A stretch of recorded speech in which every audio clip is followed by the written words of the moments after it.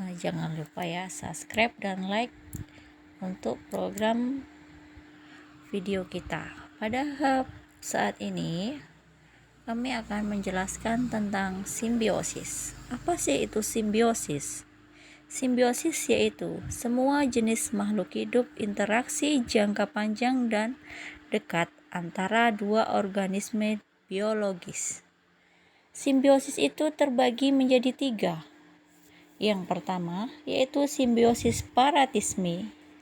Yang kedua yaitu simbiosis mutualisme. Yang ketiga yaitu simbiosis komensalisme.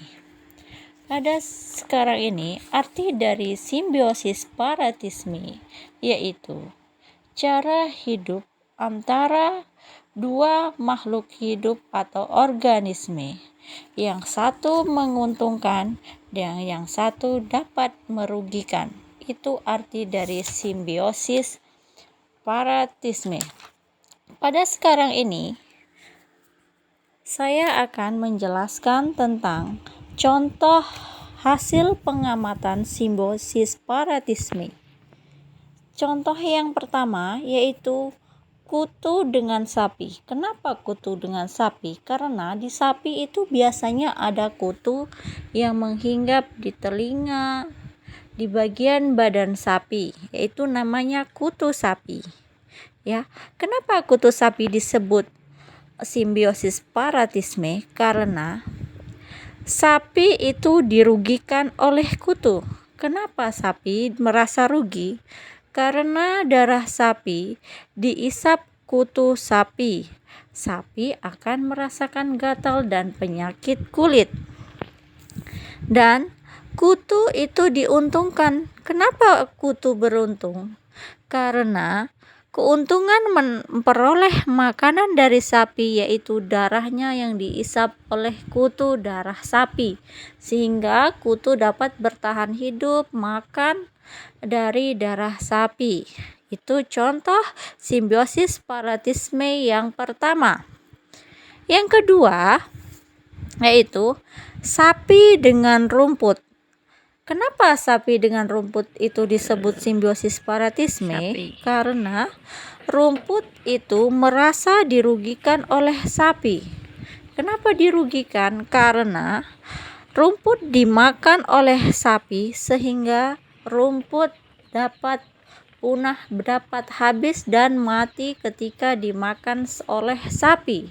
Namun yang beruntung adalah sapi. Kenapa sapi beruntung? Karena sapi dapat makan rumput untuk melangsungkan hidup makanan sehari-hari. Itu adalah contoh yang kedua simbiosis paratisme. Contoh yang ketiga yaitu nyamuk dengan manusia. Ini banyak yang kita temui. Contohnya kita digigit oleh nyamuk. Kalau manusia digigit oleh nyamuk pasti akan merasa rugi. Siapa yang rugi? Yaitu manusia. Kenapa manusia rugi? Karena darah manusia dihisap nyamuk. Dia akan merasa gatal dan juga dapat menular menjadi penyakit DBD akibat digigit oleh nyamuk. Namun di sisi lain nyamuk itu beruntung. Apa keuntungan nyamuk menggigit manusia? Karena nyamuk memperoleh makanan dari menghisap darah manusia itu sendiri. Sehingga itu contoh yang ketiga nyamuk dengan manusia. Yang keempat yaitu daun sirih dan pohon rambutan. Kenapa pohon rambutan dan daun sirih disebut contoh juga dalam simbiosis paratisme? Karena pohon rambutan merasa rugi kehilangan sari makanan yang harus dibagi dengan tanaman sirih, sehingga sirih beruntung dan tumbuh lebat di pohon rambutan. Itu adalah contoh simbiosis paratisme. Yang kelima, ayam makan semut. Ya, semut itu merasa dirugikan oleh ayam. Kenapa? Karena kalau ayam memakan semut, semut itu akan mati dimakan oleh ayam, dan habitatnya akan habis jika terus dimakan oleh ayam.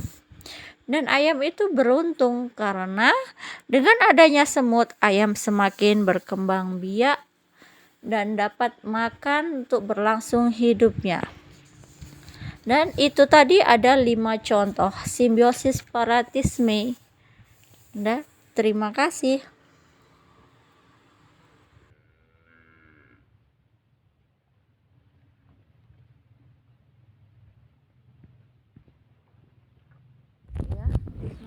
Yaitu hasil pengamatan saya ada simbiosis komensalisme, yaitu jenisnya tumbuhan, paku, dan pohon jati. Yang kedua, burung dan pohon. Yang ketiga, serangga dan pohon. Yang keempat, sirih dan pohon. Ya, itu tadi ada 4 jenis pengamatan simbiosis komensalisme. Selanjutnya, hasil pengamatan saya di simbiosis mutualisme. Yang pertama, kupu-kupu dengan bunga. Yang kedua, manusia dengan tumbuhan. Yang ketiga, semut, rangrang, dan tumbuhan. Yang keempat, manusia dan bakteri. Yang kelima, semut dan kutu daun.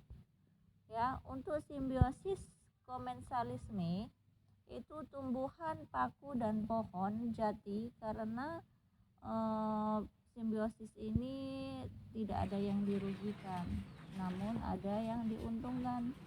Sedangkan kalau simbiosis mutualisme itu sama-sama mendapatkan keuntungan. Kupu-kupu mendapatkan nektar dengan bunga, sedangkan bunga dibantu penyerbukannya oleh kupu-kupu. Terima kasih.